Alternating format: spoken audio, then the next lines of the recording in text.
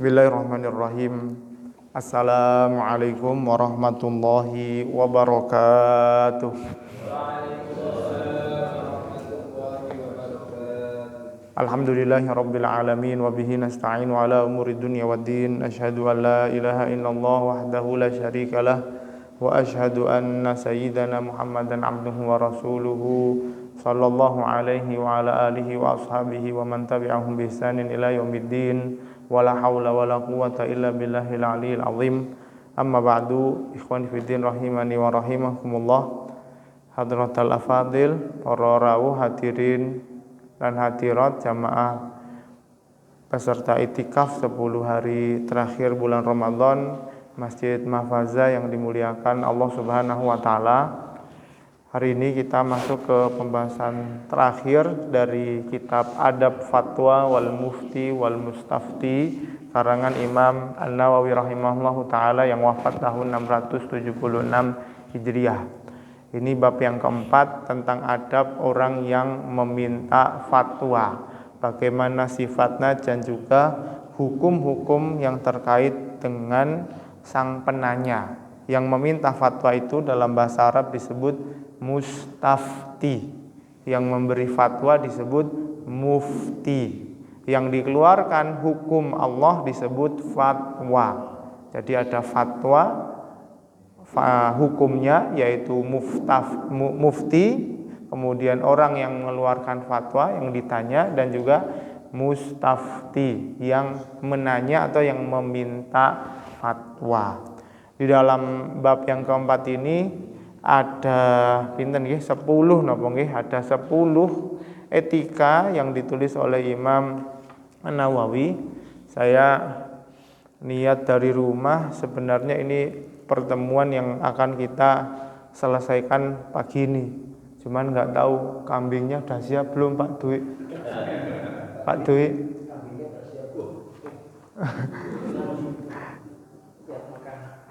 Sambil lihat jamnya, nanti kita berhenti di jam 6. Moga-moga nanti sampai bisa selesai 10 etika yang disebut Imam An-Nawawi. Yang pertama, halaman 71, fi sifatil mustafti, sifat orang yang meminta fatwa.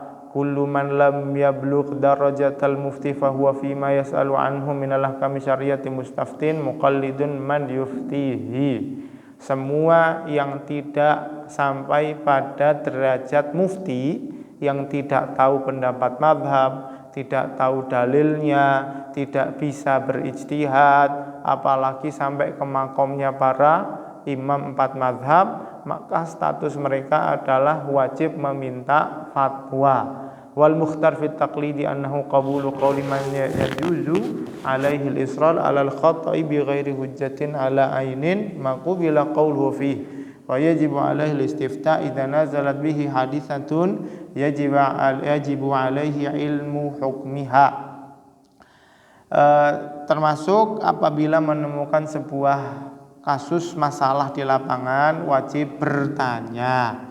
Fa illam yajid bi baladihi man yastaftihi, kalau di tempat tinggalnya tidak ada mufti, wajib alaihi ar-rahilu ila man yuftihi, wajib dia safar mencari orang yang bisa mengeluarkan fatwa. Wa in ba'udat daruhu wa qad rahala khalaiqun minas salafi fil mas'alatil wahidatil layali wal ayyam, walaupun safar yang ditempuh harus jauh, harus sampai kemudian mencapai 100-an kilo. Dan ini terkenal zaman dulu sahabat ridwanullah alaihim ketika ingin memastikan sebuah khabar hadis, mereka sampai safar berhari-hari hanya untuk memastikan ilmu tersebut dan kemudian langsung kembali ke rumahnya. As-saniyah, yang kedua, etikanya yang bertanya, yajibu alaihi qat'an al-bahthu alladhi ya'rifu bihi ahliyatan man yastaftihi lil ifta' idza lam yakun 'arifan bi ahliyatihi.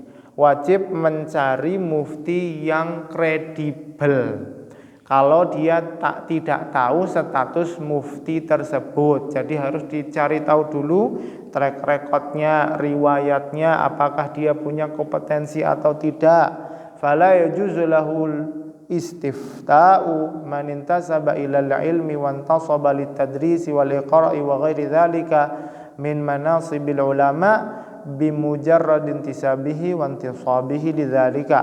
Tidak boleh karena hanya terkenal sering ngisi pengajian, sering ngajar, tapi ternyata tidak punya kriteria sederhana yang bisa sama-sama kita ambil dari 5 klasifikasi mufti yang di bab pertama kita bahas adalah orang tersebut menguasai pendapat sebuah madhab. Yang kedua, orang tersebut punya karakter ahli fikih. Nah, ini dua ini yang kemudian dimiliki semua golongan mufti.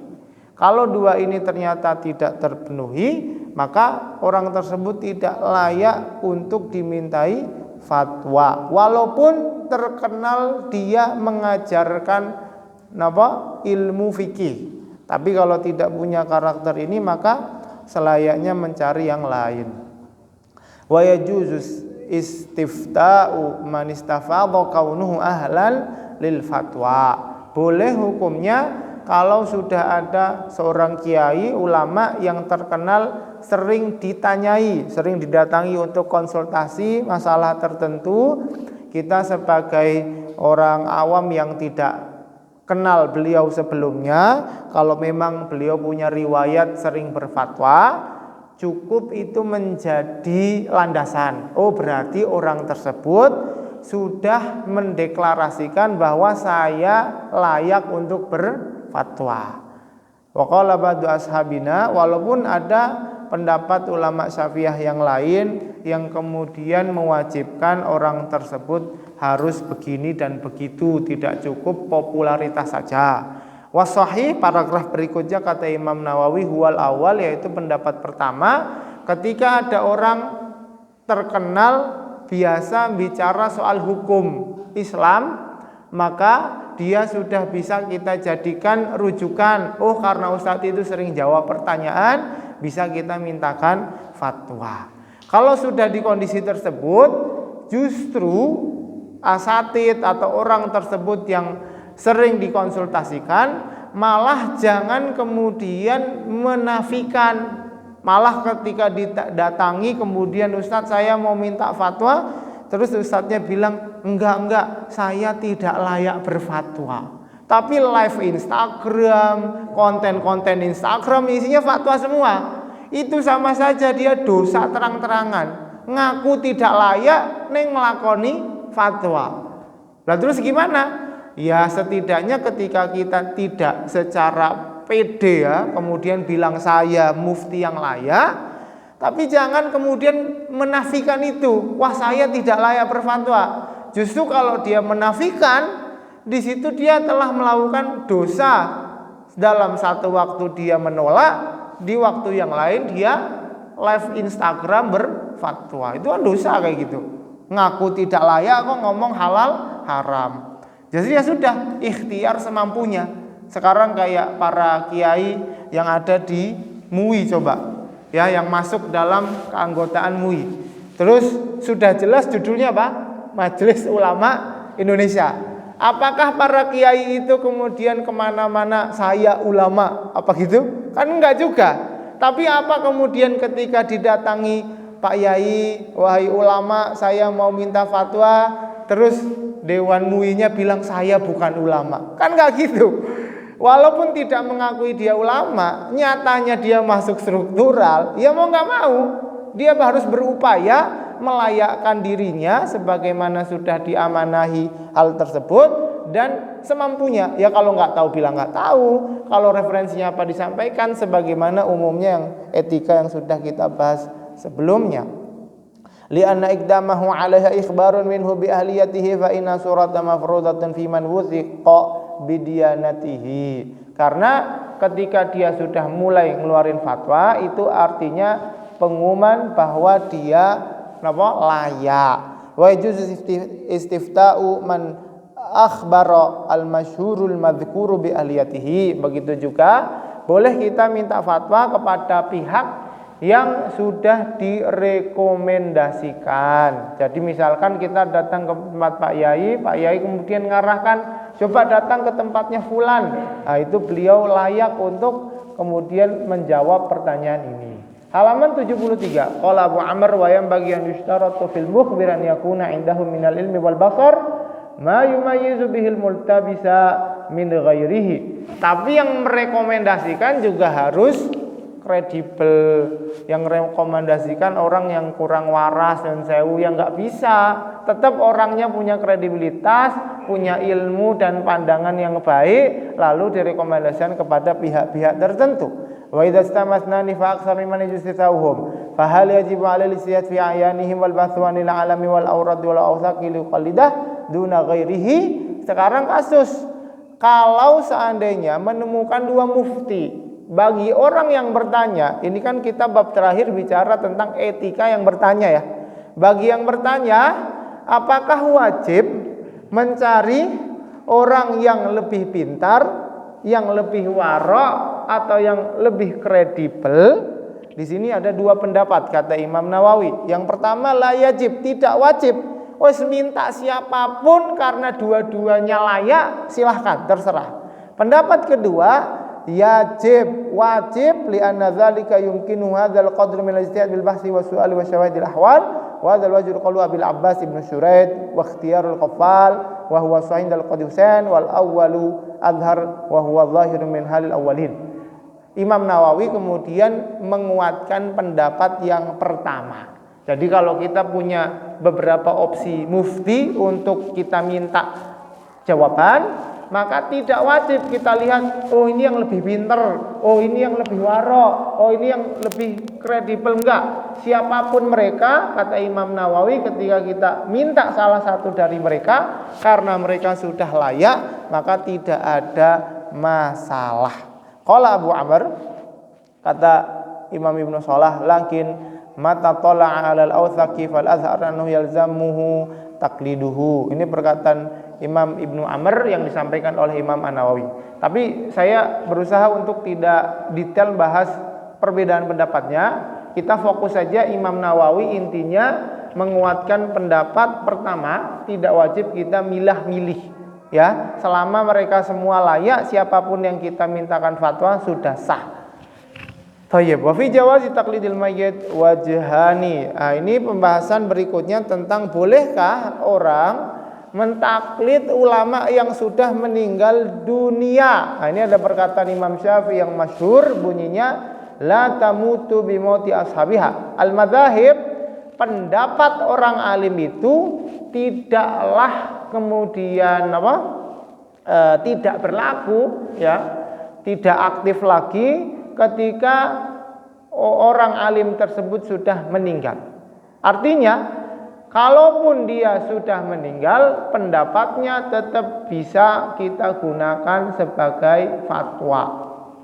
Itulah yang terjadi dalam sebuah madhab ketika Imam Syafi'inya, Imam Ahmadnya, Imam Malik, Imam Abu Hanifahnya sudah meninggal, pendapat mereka masih kemudian diteruskan walaupun sudah meninggal dunia.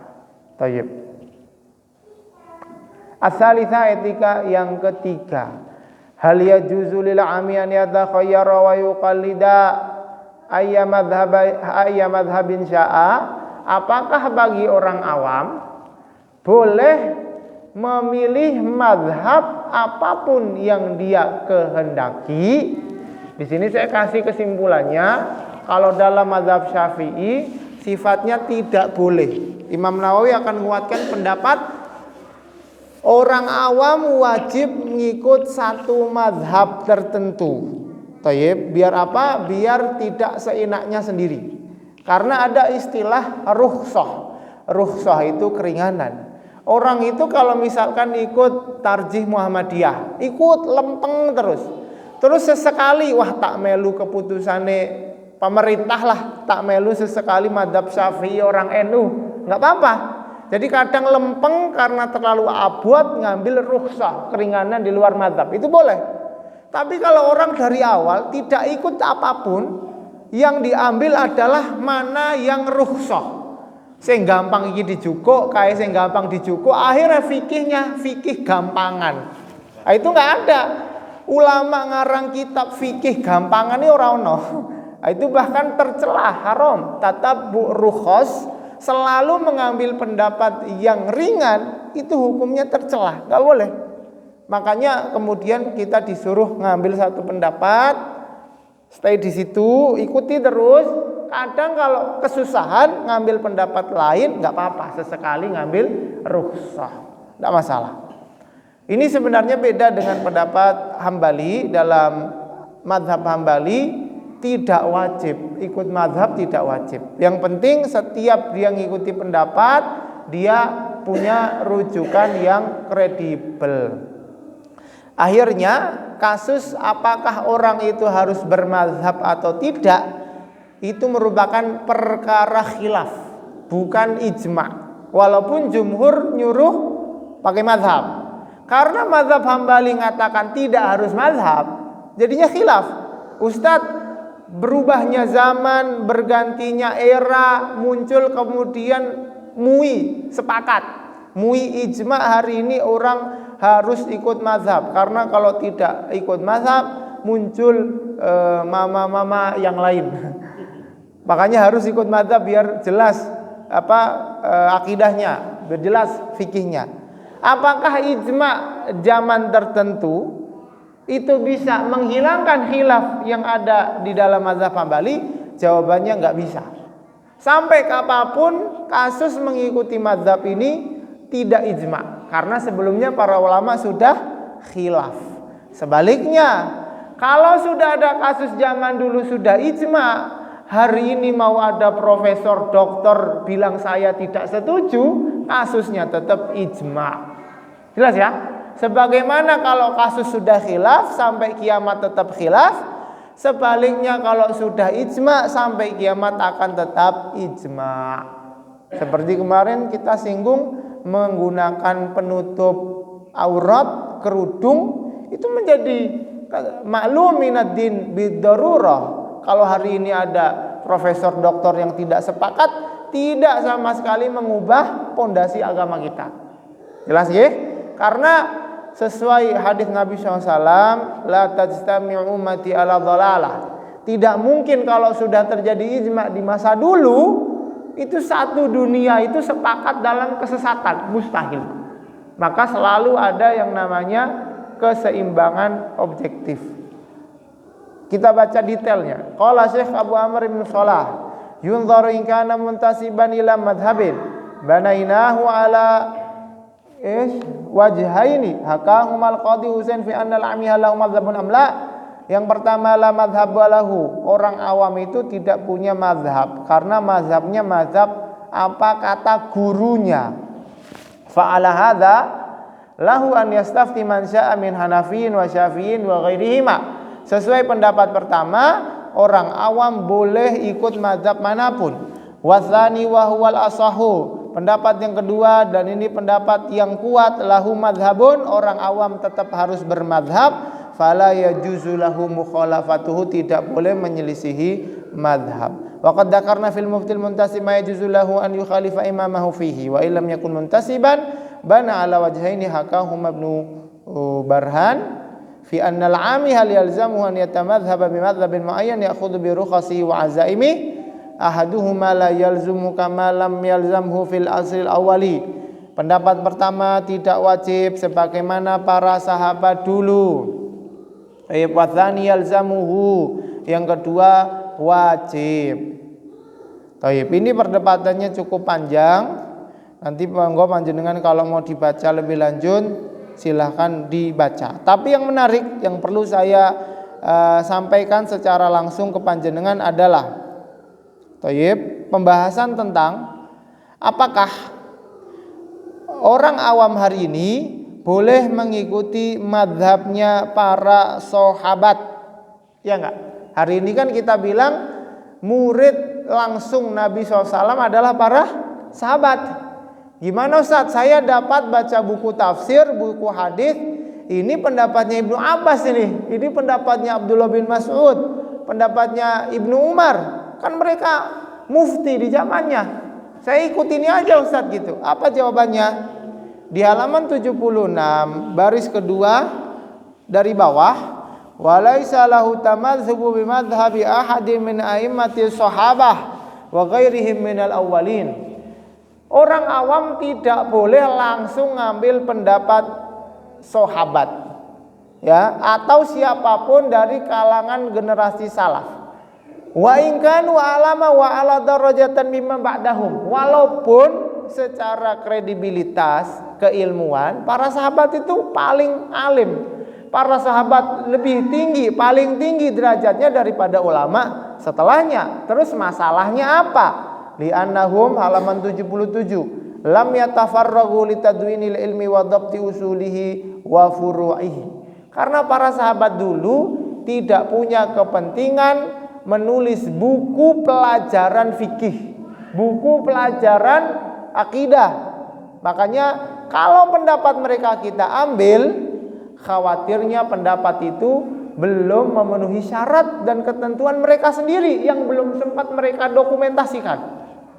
Justru kita disuruh ikut imam 4 mazhab generasi tabi'ut tabi'in karena mereka sudah meriset, membaca semua fatwa para sahabat, kemudian sengaja menulis buku fikih sebagai buku pelajaran untuk diwariskan ke generasi setelahnya, untuk memastikan ini benar-benar pendapat Ibnu Abbas, ini benar-benar pendapat Ibnu Umar, ini benar-benar pendapat Ibnu Mas'ud. Jadi kalau ada orang awam tidak sepakat dengan pendapat mazhab, atas dasar pendapat mazhab ini kok tidak cocok dengan pendapat sahabat, bisa kita jawab apa? Bisa jadi yang salah pemahaman kita, karena semua pendapat sahabat sudah diteliti Imam Abu Hanifah, Imam Malik, Imam Syafi'i dan Imam Ahmad. Kalau kita bilang, lah ini ada di tafsir Ibnu Katsir pendapatnya siapa? Ibnu Mas'ud yang menyelisihi mazhab.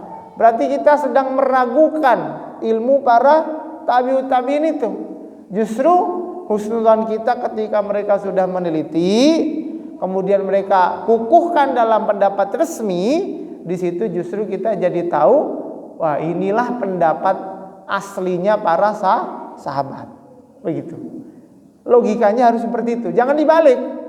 Kita justru membenturkan, ini mazhab ini tidak ada dalilnya, tidak kok bertentangan dengan sahabat, padahal sahabat ngaji langsung dengan dengan Nabi SAW.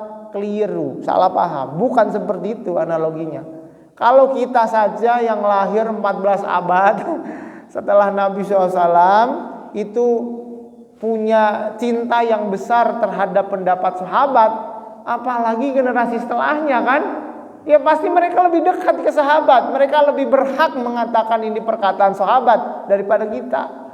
Kita aja kan terbatas cuman dari dokumentasi yang ada di buku. Mereka bisa jadi ketemu murid-muridnya sahabat, tabi'ut tabi'in, Imam Abu Hanifah, Imam Malik, Imam Syafi'i dan Imam Ahmad, rata-rata ketemu murid-muridnya sahabat langsung. Mereka langsung tanya. Mau kita baca dulu, kadang baca keliru, kadang naskah buku yang sampai ke kita juga banyak cacatnya. Makanya harusnya kita lebih percaya mereka daripada kemudian meneliti sendiri. Ini keren ini. Beliau kemudian bahas sedetail ini. Falaisa li ahadin minhum madhabun muharrarun muqarrarun. Karena di para sahabat itu walaupun mereka mufti, orang paling alim, derajatnya paling tinggi, mereka nggak sempat buat mazhab, itu nggak sempat. Imam 4 mazhab saja tidak semuanya nulis buku fikih, ya nggak? Siapa kemudian yang merumuskan? Murid-muridnya. Karena murid-muridnya melihat bahwa metodologi yang dipakai gurunya ini sudah yang terbaik, sehingga dikukuhkan sebagai pendapat resmi. Wa inna maqama bidzalika man jaa ba'dahum minal a'immatin dakhilin al-madzhabi sahabati wa tabi'in. Ulama setelahnya yang kemudian menyusun hal tersebut. Tayyib. Di sini Imam An-Nawawi di halaman 77 paragraf kedua sedikit ada pandangan subjektif beliau. Ya katakanlah ini termasuk fanatik mazhab lah. Cuman fanatik yang tidak tercela. Kata beliau, wala makana Syafi'i, setelah datang Imam Syafi'i qata akhran haulail a'immati fil asri, datang setelah zaman Imam Abu Hanifah yang terkenal kuat argumentasi rasionalnya. Kemudian datang setelah zaman Imam Malik yang kuat argumentasi tentang wahyunya, Quran hadisnya. Imam Syafi'i kemudian belajar ke semua tempat. Ketemu dengan muridnya Imam Abu Hanifah Muhammad bin Hasan, ketemu dengan Imam Malik, belajar juga dengan Sufyan bin Uyainah. Maka Imam Syafi'i mengumpulkan semua madrasah, mengumpulkan semua ilmu. Jadi tidak ada ulama sebelum zaman Imam Syafi'i kecuali sudah diambil ilmunya, dan tidak ada ulama setelah zaman Syafi'i kecuali mereka ngambil dari Imam Syafi'i. Makanya Imam Nawawi nyuruh sebaik-baik mazhab untuk diikuti adalah mazhab Syafi'i. Halaman 78, wa idza ta'ammalahul 'ami qadahu ila ikhtiyari madzhabi Syafi'i wa tamadhubi bihi.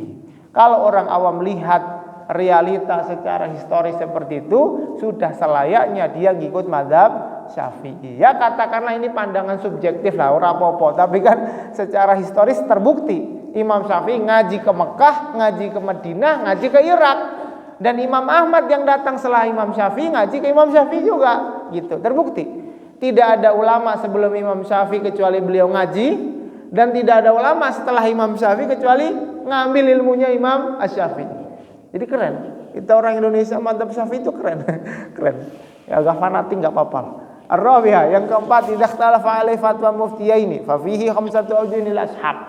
Sekarang apabila ada dua fatwa yang bertentangan, satu bilangnya halal, yang satu bilangnya haram.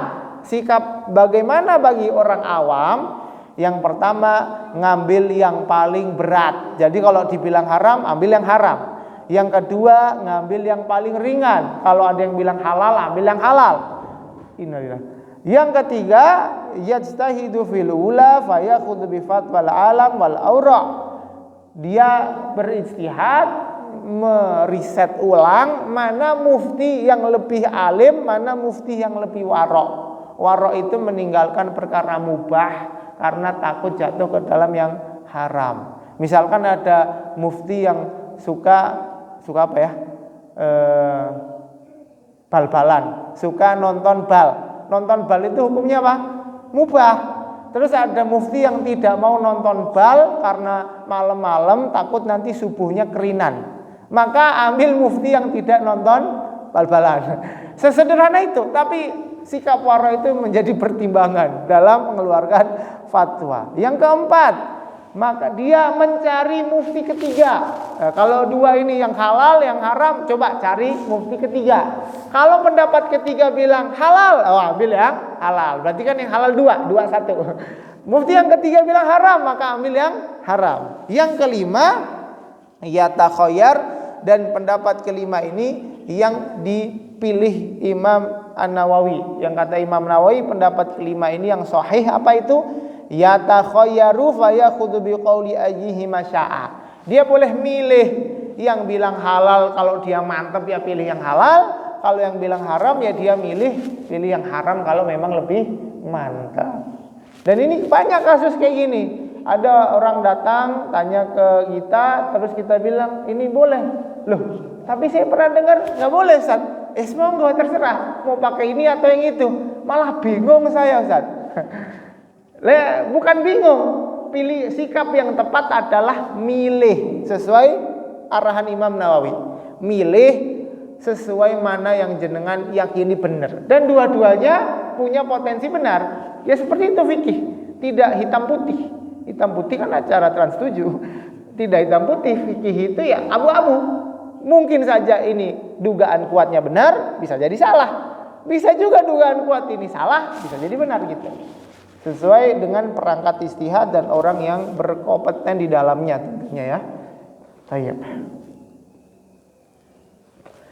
Sisanya ini pembahasan tentang silang pendapat yang mereka alami. Sebentar. Sudah cukup. Lanjut yang kelima. Qala al-khatib, etika yang kelima bagi orang yang bertanya. Dan ini penting bagi kita semua yang mau tanya. Etika ini penting sekali. Yang kelima, idza lam yakun fil maudhi'i alladhi huwa fihi muftin illa wahidun. Sekarang kalau tadi kan muftinya ada banyak. Sekarang kebalikannya, muftinya cuma satu doang. Fa'aftahu, kemudian keluar fatwanya, lazimahu fatwahu. Maka dia wajib melaksanakan fatwa tersebut. Walaupun fatwanya itu sifatnya apa? Tidak sesuai harapan lah itu. Waduh, harapannya oleh malah ora oleh. Piye iki? Lah karena itu satu-satunya mufti di tempat tinggal dia, wajib dia menjalankannya. Karena dia nggak punya pilihan, nggak ada opsi lain ini. Solusi syariatnya cuma itu doang.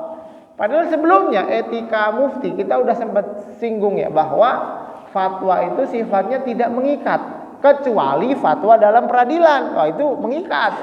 Fatwa secara umum itu tidak mengikat. Apalagi kalau kita punya alternatif. Oh, punya ini, punya itu, punya ini. Datang aja ke salah satu, mana yang menurut kita lebih mantap ya kita pilih. Ya takhoyar, kata Imam Nawawi, nggak apa-apa, milih. Tapi kalau kasus sebaliknya, muftinya hanya satu-satunya tempat meminta fatwa, justru dia tidak punya pilihan untuk menolak. Di dalamnya banyak kasus berikutnya, wa in wajada muftin akhar. Sekarang kalau ternyata tiba-tiba karena kebetulan momennya lebaran, liburan, ada mufti yang pulang nih, mufti baru belajar ke Saudi ya, ke Timur Tengah. Terus liburan pulang. Kalau dia dapat mufti baru, fa inistabana annalladzi aftahu wal alam wal ausaq lazimahu ma aftahu bihi binana la sahifi ta'yunihi kama sabaq. Kalau kemudian dia lihat mufti sebelumnya lebih alim, lebih kredibel, wajib pakai yang itu. Wa in lam yastabin dzalika lam yalzamhu ma aftahu bi mujarrad iftaihi id yajuzu lahu istifta'u ghairihi wa taqlidihi. Tapi sebagaimana kasus yang kita sebutkan sebelumnya, kalau ada dua mufti lebih, gimana hukumnya? Ya takhoyar, boleh milih mau yang ini atau yang itu. Wala ya'lam ittifaqahuma wala ya'lam ittifaqahum fil fatwa fa in wajal ittifaq aw hakamihi alaihi hakimun lazimahu hina idzin. Nah, lanjut. Yang keenam. Idza stafta fa uftiya. Jika seseorang meminta fatwa lalu diberikan dia jawaban. Tsumma hadatsatil kal waqi'atu lahu marratan ukhra. Kemudian kasus yang serupa terjadi. Fa hal yalzamuhu tajdidus su'al. Apakah dia harus tanya lagi atau pakai fatwa yang lama? Ini seperti kasus saat dia ada fatwa sebelumnya. Kalau seorang mufti ngeluarin fatwa, datang lagi jamaah tanya, sama kasusnya. Apakah mufti boleh langsung jawab atau suruh riset lagi, teliti lagi? Kan jawabannya disuruh meneliti lagi biar lebih hati-hati. Siapa tahu waktu meneliti ulang menemukan hal baru. Di sini juga sama. Ada dua pendapat. Yang pertama, wajib dia lihtimali taghayyuri ra'yil mufti, wajib dia tanya lagi. Yang kedua, la yalzamuhu, tidak wajib tanya lagi, wa huwal ashah, dan ini pendapat yang sahih sesuai yang disampaikan Imam An-Nawawi.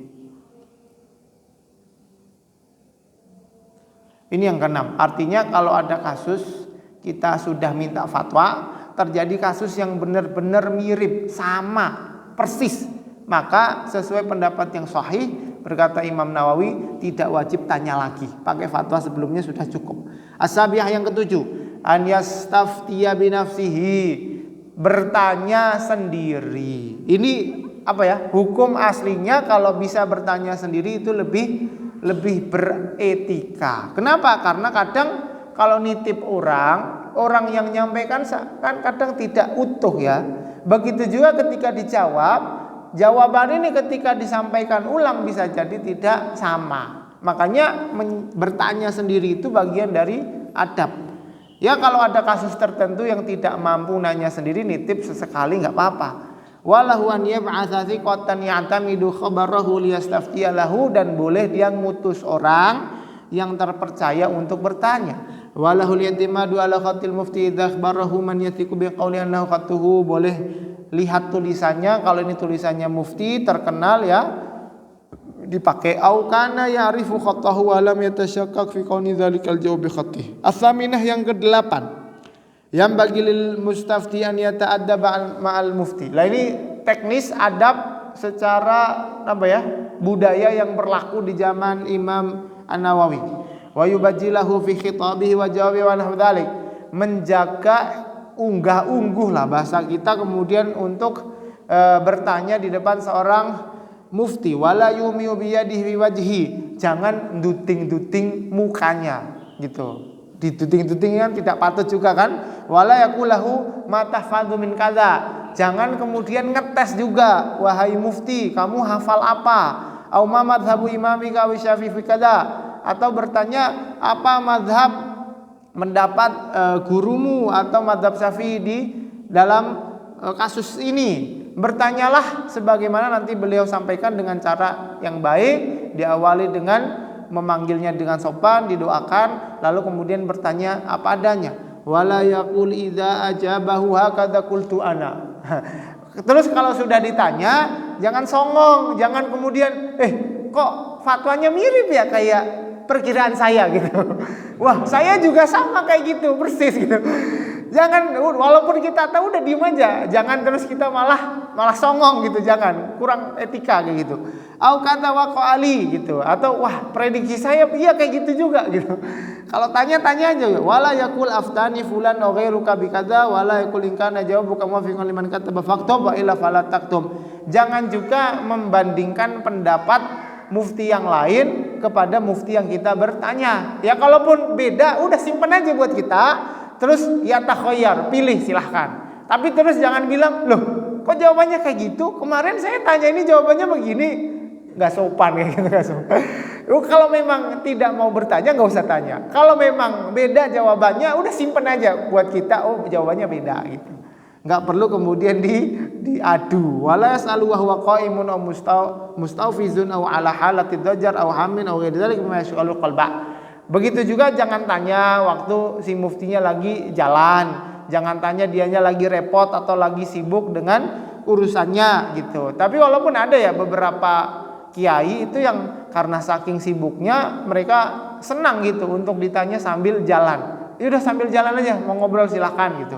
Karena saking nggak punya waktu kan, karena ada yang tanya dipersilahkan gitu. Ya itu menyesuaikan budaya yang berlaku setempat. Wayam bagian yabda bil asanil alami minal muftin. Nah ini selayaknya bertanyalah kepada orang yang lebih tua dan yang lebih alim, gitu ya. Biasakan kita memulai dengan yang lebih sepuh, karena mereka lebih banyak ilmunya, lebih banyak pengalamannya. Jadi tidak semua kasus itu fatwa itu dengan ilmu, maksudnya ilmu teori yang ada di buku. Ada yang dijawab dengan pengalaman, gitu kan? Kalau misalkan kita punya mufti jomblo sama mufti yang sudah punya cucu, nanya masalah keluarga, nanya ke siapa? Yang udah punya cucu kan, harusnya gitu kan. Nah, makanya tidak semua kasus itu dengan ilmu doang, dengan ilmu teori, tapi butuh yang namanya pengalaman. Di sini juga ada anjuran dari Imam Syaimari seperti mataqulu rahimakallah, apa pendapat jenengan, semoga Allah merahmati jenengan gitu-gitu. Ya, ini ada kurang lebih yang umum di masyarakat juga sudah tahu dan kita saling mengingatkan agar kemudian tetap menjaga adab di hadapan para ulama. Thayyib. Atas yang ke-9, yang bagi yakuna katibur raqati mimman yuhsinus su'al wa yad'uhu 'ala al-ghardi ma ibanatil khatti wa lafzi wa siyanatiha amma yataradu litashifi. Selayaknya seorang mufti itu an yakuna katibur raqah, punya sekretaris yang kemudian juga mengerti soal fatwa. Jadi mungkin kalau kemarin kita bicara mufti itu bisa dia butuh namanya magang sama mufti yang lain, sekalian itu dia juga bisa bantu-bantu jadi sekretaris. Ya harisan yakuna katibuha min ahli ilmi, kata Imam As-Syaimari, upayakan sekretarisnya juga orang alim biar biar nggak keliru kan, salah paham nanti orang itu. Maka ada ba'dul hukami man lahu riyasun la yufti illa fi ruq'ati katabaha rajulun bi'ainihi min ahli ilmi baladihi. Ada juga mufti zaman dulu yang nggak mau dia ngeluarin fatwa kecuali yang nulis muridnya, kecuali sekretaris resminya yang nulis baru mau dia berfatwa. Wa yang bagi lil ami alla yutalibal mufti bidalil. Nah ini bagi orang awam tidak selayaknya dia minta kepada mufti dalil. Wala yakul lima kulta. Juga jangan ditanya, kok pendapat jenengan kayak gini sih? Ini apa alasannya gitu. Jadi kayak ngetes malahan. Bukan minta arahan, malah ngetes gitu loh. Itu jangankan mufti, sama orang tua aja mungkin dicupit mungkin. Gak sopan gitu loh, gak sopan. Nah, kalau memang kita butuh penjelasan lebih detail, caranya adalah apa? Caranya diterima dulu. Jadi kayak misalkan terima kasih, matur suwun, baru kemudian kita minta penjelasan lebih. Ngapunten kalau seandainya pendapat seperti ini, penjelasan detailnya seperti apa nggih gitu. Jadi bukan lebih ke arah ngetes, tapi bagaimana kita minta arahan dan minta dalil lebih detail itu sebenarnya nggak masalah dalam konteks minta arahan. Wa qala sam'ani la yumna min talabil dalil wa annahu yalzamu mufti an yadhkura lahu dalil in kana maqtu'an bihi. Waswabul awal, kata Imam Nawawi, pendapat pertama ini yang benar, yaitu apa? Tidak layak kita orang awam minta dalil dalam konteks ngetes, ya. Atau yang ada fatwa kemarin yang kita bahas, kalau memang argumentasinya itu panjang lebar, kita makomnya itu makom minta arahan, bukan makom meneliti atau menguji karya ilmiah. Sehingga kalaupun kadang kita dijelaskan, justru kita nggak paham. Atau kalaupun tidak dijelaskan, cukup itu sebagai fatwa, boleh tidak boleh, halal atau haram dan seterusnya. Seperti yang kita bahas di bab sebelumnya. Nah, ini halaman terakhir, halaman 86.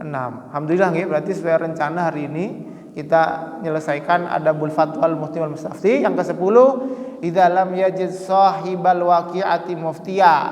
Kalau ada orang yang punya pertanyaan tapi tidak menemukan mufti, wala ahadan yang qululahu mawaqi'atihi, tidak ada orang yang juga punya kasus serupa, wala fi baladihi wala fi ghairihi. Tidak ada orang tempat dia bertanya. La haula wala quwata illa billah. Ini musibah, ini musibah.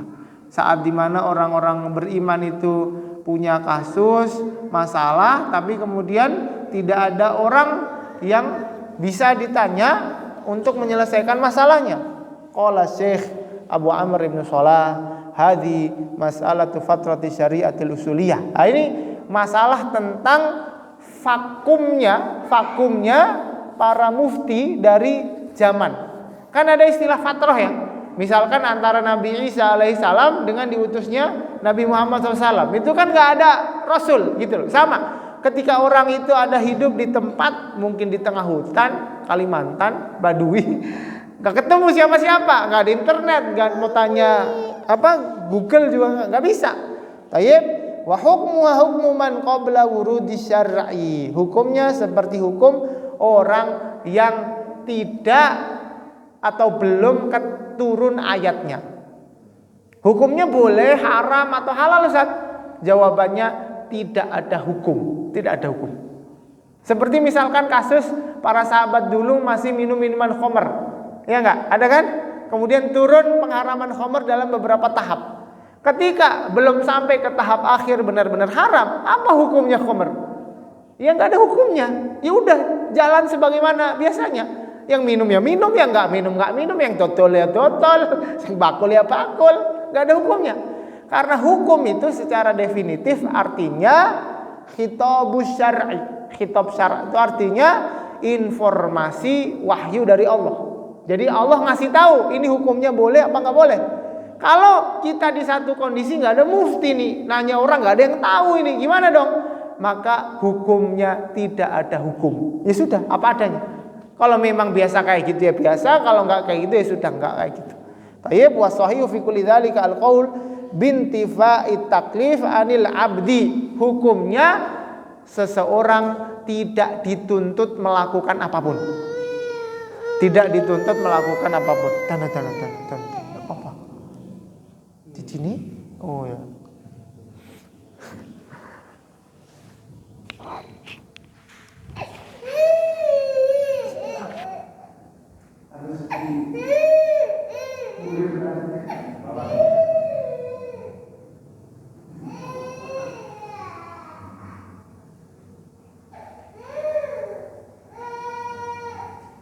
Kalimat Imam Nawawi di sini yang bunyinya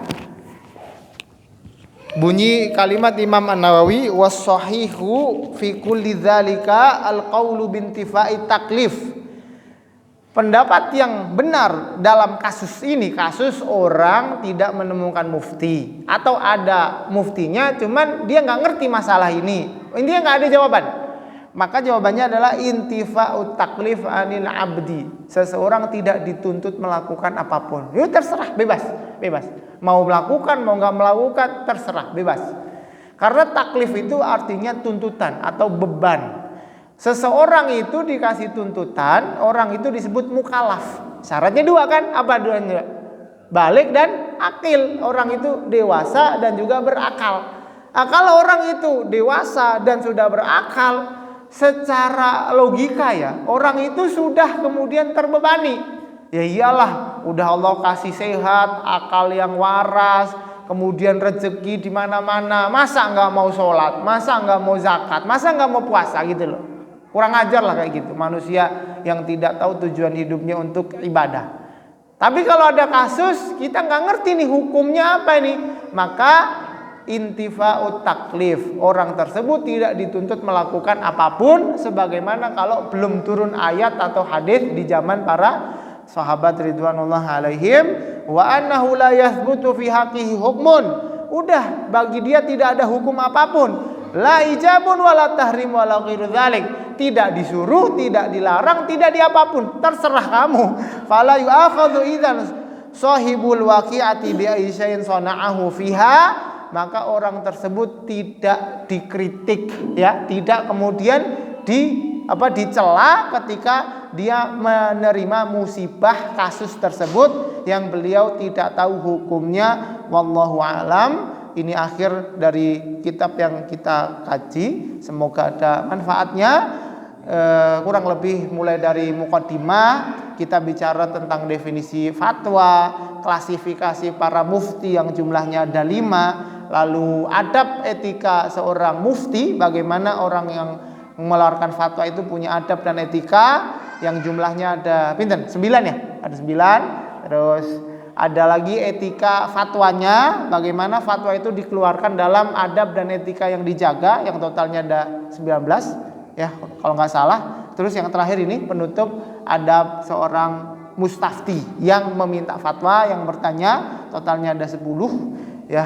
Kurang lebih kita sekian pertemuan bisa tuntas ngaji. Semoga Allah Subhanahu wa taala menuliskan ilmu ini sebagai amal soleh, ilmu yang bermanfaat. Tanda ilmu yang bermanfaat adalah menambah iman dan meningkatkan kualitas amal. Bukan hanya sekedar rutinitas sudah pernah khatam, atau sekedar kemudian menjalankan ada program i'tikaf baca kitab, enggak.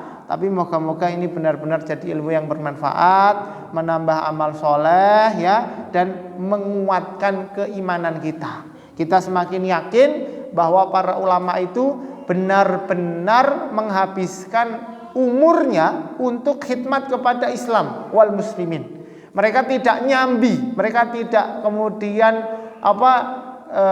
disambi dengan pekerjaan apapun. Bahkan menikah saja banyak diantara mereka yang tidak sempat hanya karena cinta mereka terhadap ilmu untuk disampaikan kepada generasi setelahnya. Allahumma inna nas'aluka ilman nafi'an wa rizqan wasi'an wa shifaan min kulli da'in. Allahumma inna na'udzubika min ilmin la yanfa' wa min qalbin la yakhsha' wa min 'ainin la tadma' wa min da'watin la yustajabu laha. Allahumma inna nas'aluka bi asma'ikal husna wa sifatikal ula an taj'alal qur'anal 'azima rabi'a qulubina wa nura sudurina wa jalaa ahzanina wa dhahaba humumina wa ghumumina bi rahmatika ya akramal akramin. Allahumma taqabbal minna siyamana, Allahumma taqabbal minna qiyamana, Allahumma taqabbal minna i'tikafana, Allahumma taqabbal minna jami'a amalina bi rahmatika ya akramal akramin. Allahumma innaka afuwun karim tuhibbul 'afwa fa'fu 'anna ya karim. Allahumma innaka afuwun tuhibbul 'afwa fa'fu 'anna. Allahumma innaka afuwun tuhibbul 'afwa fa'fu 'anna. Allahumma inna na'udzubika min an nusyrika bika syai'an na'lamu wa nastaghfiruka lima la na'lamu. Allahumma atik riqabana minan nar. Ya Allah, bebaskan kami dari api neraka. wa'tiq riqaba abaina wa ummahatina minan nar, dan bebaskan kedua orang tua kami yang mendahului kami dari siksa api neraka. Allahumma a'tiq riqaba abaina wa banatina wa dzurriyyatina minan nar. Ya Allah, bebaskan anak turunan kami, cucu-cucu kami semuanya ya Allah dari siksa api neraka. Wa ja'alna ma'ahum fil jannatika an-na'im, dan jadikan kami berserta keluarga izinkan kami masuk ke dalam surgamu yang penuh dengan nikmat. Allahumma inna nas'alukal huda wat tuqa wal afafa wal ghina. Allahumma arinal haqqa haqqan warzuqna tiba'ah wa arinal batila batilan warzuqna ijtinabah. Allahumma qasim lana min khasyatika ma tahulu bihi bainana wa baina ma'siyatik, wa min ta'atika ma tuballighuna biha jannatak, wa minal yaqini ma tuhawwinu bihi alaina masa'ibad dunya.